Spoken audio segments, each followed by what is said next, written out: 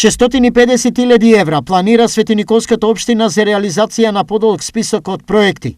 Со ова, според градоначалникот Дејан Владев, по празниците стартува голема градежна офанзива на сите полиња од секојдневниот живот. Започнавме со чистење на речното корито Периш, кој што од поплавата не е патено ништо. Има асфалтирање на голем потек на местноста Белкамен кон Рудина, асфалтирање на улицата која што неколку години беше чир во градот од потекот од полициската станица до кафејаната, пуже уредување на градскиот парк.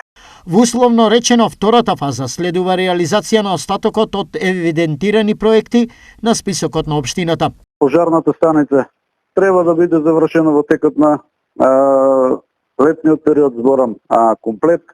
Ќе се започне со поврзување, веќе е потпишан договорот од Вардарски плански регион,